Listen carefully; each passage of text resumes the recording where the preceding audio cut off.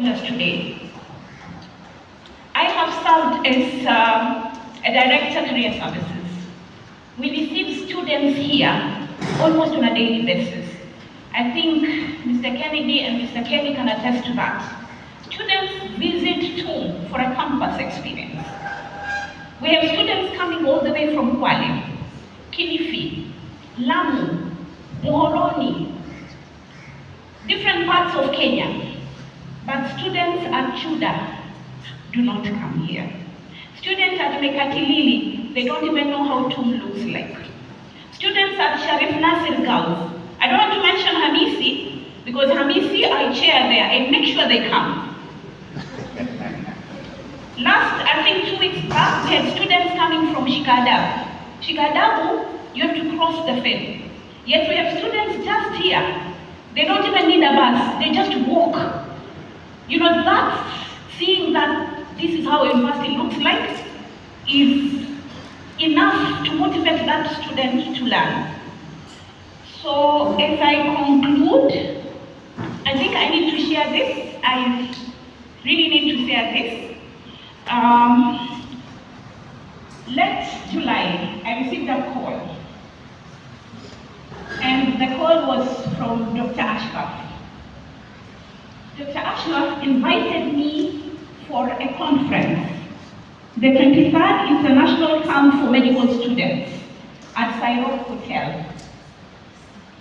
And I asked myself, why is he inviting me to this conference? I'm not a medical doctor, and Dr. Ashraf knows that.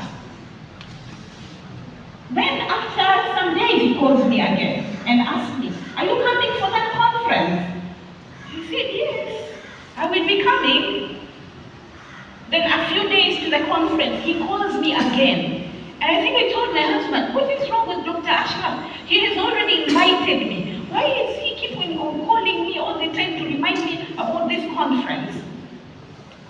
And then the day of the conference, my husband told me, I'll drop you there. I'm a stickler of time. Okay, when you invite me at 8, I'll be there at 7:30. So when I came out of the bathroom, I saw Dr. Ashraf's missed call. It was like, I told my husband, what is wrong with Dr. Ashraf? I didn't know that this is his character. When he invites you, keeps on reminding you all the time. And then he texted me to the one. He told me, after all, you've taught so many students. I'm sure you've been some of your students will be proud. And indeed, when I alighted from the vehicle, I saw my students doing the registration. It was an international camp for medical students.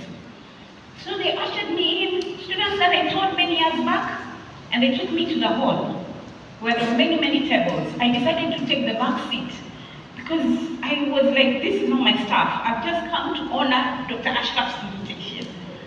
So when I was seated at the back, a student that I taught more than 20 years back, who is a psychiatrist now, I think they whispered that she has come. I didn't know it was a plan, okay?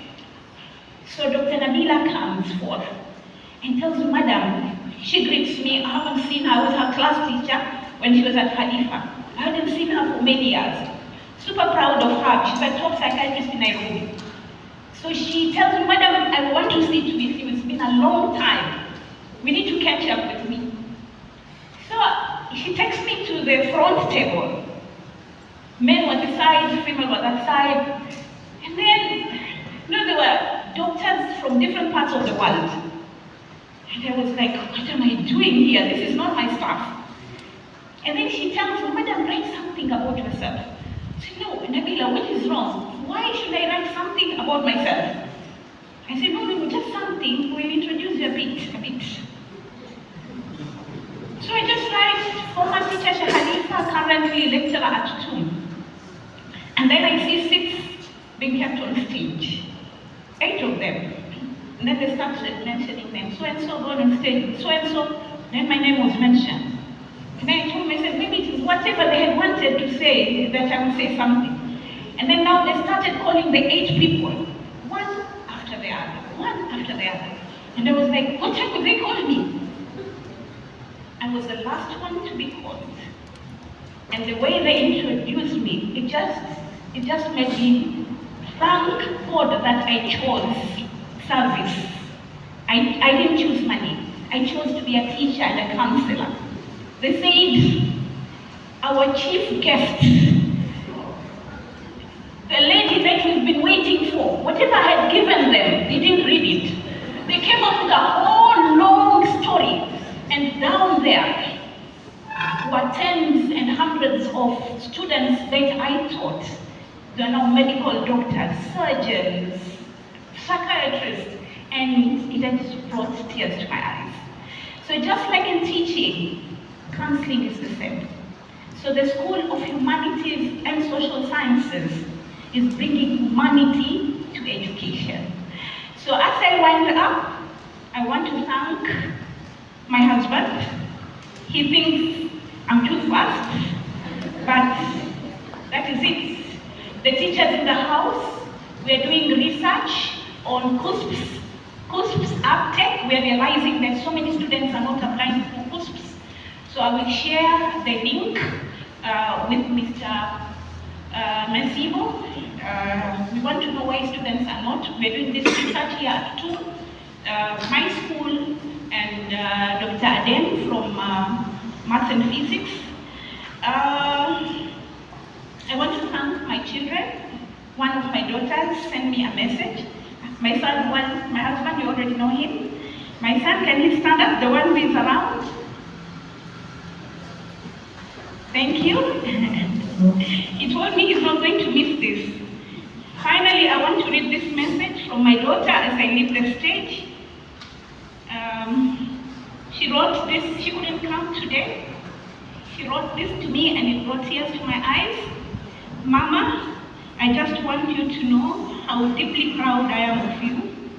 Watching you reach this moment fills my heart with so much joy. I know how much love, effort, and sacrifice you poured into these books, and seeing your dream come up to today is so inspiring. You'll always be my role model. And this achievement is yet another reminder of your strength and resilience. I'm cheering you with my heart, and I pray this launch brings you the happiness and recognition you deserve.